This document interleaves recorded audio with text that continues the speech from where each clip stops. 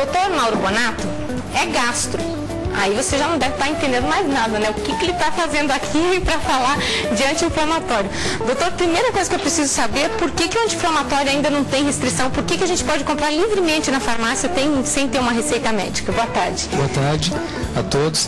Realmente parece que ele não causa problemas, é um anti-inflamatório, tira a dor, né, tira uma inflamação, mas ele tem suas complicações e quando a gente sabe delas, a gente toma mais cuidado e fica muito mais alerta, né? As pessoas buscam anti-inflamatório na farmácia quando estão com que tipo de problema de saúde? As pessoas buscam quando estão com resfriado, quando estão com uma dor articular, um machucado, uma dor na coluna, uma dor por algum trauma, mas alguns tomam porque se sentem melhor aquela disposição pela idade, acham que eles ficam sem dor, né, com anti-inflamatório e eles acabam podendo trazer consequências. Faz bem tomar quanto? Com que frequência? Quando que é demais? Quando que é excesso? Então, a questão de quanto, né, tomar e causar uma lesão pode ser poucos medicamentos, dependendo da sensibilidade da pessoa, ou ela toma cronicamente, sempre está tomando, tem uma dor de cabeça, tem uma dor articular, tem uma dor muscular, então ela vai tomando, toda semana toma 1, 2, 3, 4, e isso ela não sabe as consequências, então a gente quer falar alguma coisa do que pode levar ao uso indiscriminado. Que o gastro está aqui. Exatamente. Que tipo de efeito colateral pode ter no organismo? Os dois mais importantes são as lesões renais e as lesões no estômago, né? Nós falamos das lesões do estômago porque são as que a gente vê todo dia, né, como gastro, e as pessoas nos procuram muitas vezes por isso. Então, o uso do anti-inflamatório tem alguma classificação de risco para as pessoas utilizarem também, né? A idade, o uso de outros medicamentos associados e alguns pacientes tomam vários medicamentos e mais um anti-inflamatório. Então, essa pessoa tem um risco muito maior. Na parte gástrica, ela pode levar a erosões, a úlceras, a sangramento, hemorragias, né? Muitas vezes a gente é chamado para atender um paciente que tem hemorragia gástrica e o motivo do chamado é o uso de anti-inflamatórios, né? Em pessoas principalmente pessoas acima de 65 anos, mas em jovens também pode ocorrer. A pessoa percebe algum sintoma, tem algum sinal declarado assim de que algo há errado? Sim, ela tem dor no estômago, né? E no caso fez uso de um anti-inflamatório para alguma coisa que estava doendo, ou no caso, problema dentário, dor de cabeça, usou algum anti-inflamatório por um trauma e aí ela começa a ter dor epigástrica, dor de estômago forte e ela pode ter então vômitos com sangue ou fezes com cor escura, que é o sangue mesmo, né? Isso, estamos falando de uma população em geral, menos de 65 anos, mas os mais idosos tomam anti-inflamatórios assim, correntemente, de uma quantidade diária, muitas vezes, né, que é necessário em situações, mas nem sempre, né? Ter gente lá em casa pensando, mas doutor, se eu não tomar anti-inflamatório, eu vou tomar o quê para passar aquela dor, aquela febre ou aquela inflamação? Exato, você pode tomar com orientação médica anti-inflamatórios e analgésicos, vai depender do grau e do problema que você tem, né? Como você disse, eu falei, as complicações gástricas são muito grandes na área nessa questão de hemorragia, na questão de úlceras em pacientes acima de 65 anos. Se eles tomarem, por exemplo, aspirina de doses baixas, frequentemente, usar anti-inflamatórios, ele já tem um risco moderado. Se ele usar anti-inflamatórios, se ele usar aspirina, se ele usar um remédio anticoagulante, por exemplo, ela tem um risco muito maior, um risco severo de sangramento. Então vai depender a combinação desses medicamentos, dessas situações, né? Então são anti-inflamatórios, a aspirina é um anti-inflamatório também, mas é usado em baixas doses, ele é tolerável.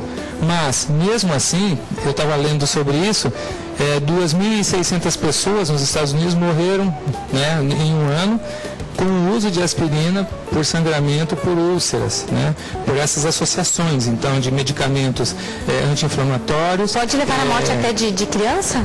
De criança é mais difícil elas tomarem, né, a longo prazo, anti-inflamatório. Geralmente ela toma uma semana por um problema de garganta, um problema passageiro. Assim. É passageiro, né? É mais difícil. Mas as pessoas idosas, elas tomam muito, principalmente no pós-operatório, cirurgias cardíacas, em osteoporose, problemas articulares. Então elas têm o costume de tomar vários medicamentos associados, muitas vezes aos antidepressivos também, que são mais um fator, né, que pode levar a essa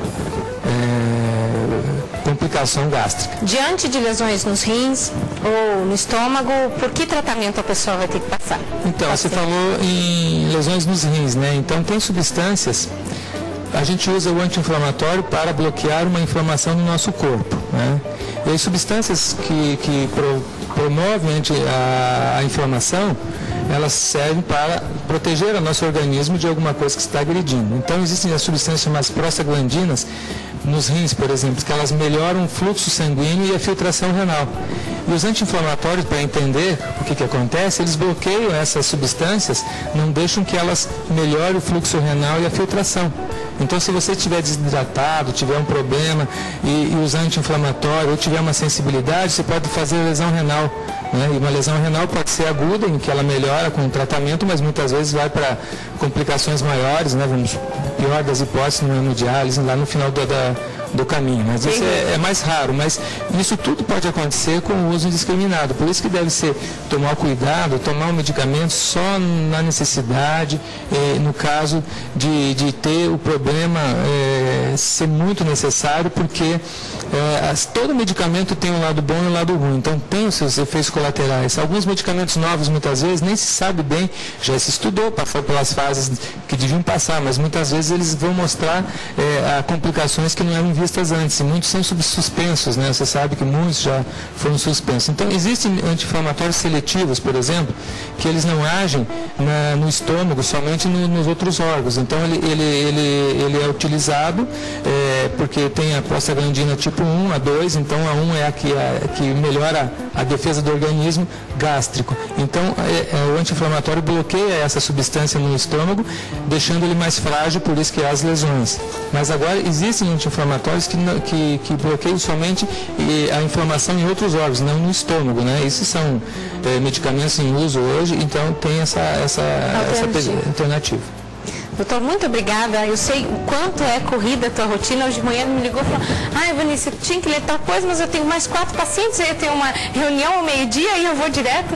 Então, é por isso que a gente tem tanto orgulho de recebê-lo aqui, e a gente sabe que para todos os profissionais que vêm, é um sacrifício também conseguir uma brechinha na agenda. E a gente fica muito feliz, porque sem vocês a gente não tem como dar resposta para quem tem perguntas, para quem tem dúvidas. É uma espécie de consulta de graça que você tem. É claro que a melhor coisa a fazer ainda é procurar o médico lá no consultório para falar o seu caso, porque cada caso é um caso, e aí ver o que você tem que fazer de tratamento. Muito obrigado pela oportunidade, a gente fica muito feliz de estar aqui e poder ajudar e falar que existe mesmo riscos, né? Todos esses riscos e as pessoas tomarem cuidado. Muito obrigado. Doutora Silvana, já tem um monte de gente preparada psicologicamente para pular cedo da cama nesse domingo, quando acontece a segunda caminhada pela vida em Cascavel. O doutor Ricardo assumiu esse compromisso, essa missão de convencer as pessoas a irem para a rua. No ano passado, vocês conseguiram reunir quantas pessoas? Doutor, boa tarde. Boa tarde a todos. Agradeço aí mais uma oportunidade, né? No ano passado, nós tivemos mais de 200 pessoas que participou junto com a nossa primeira caminhada para a vida, né? Então, um objetivo nosso é realmente trazer a população de Cascavel para conhecer a sua cidade. Com que propósito, além desse? Existem 2 objetivos, basicamente, que é mudar os hábitos de vida de cada cidadão, conhecer o seu município, e também um momento de solidariedade, né?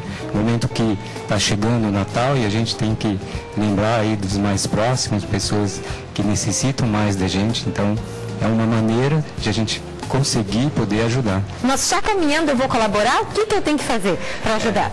Para participar não precisa muita coisa, é só participar com 2 quilos de alimento, E os 150 pessoas que chegarem primeiro vão receber uma camiseta para poder participar. Como essa. E inicialmente a gente também agradece nossos patrocinadores que estão sempre junto com a gente, a Prefeitura Municipal de Cascavel, o Dom Mauro Padre Nélio, que cedeu à frente da Catedral para fazer a abertura e a iniciativa. Então o ponto de partida é lá, na frente da Catedral. Frente da Catedral. Que horas, doutor?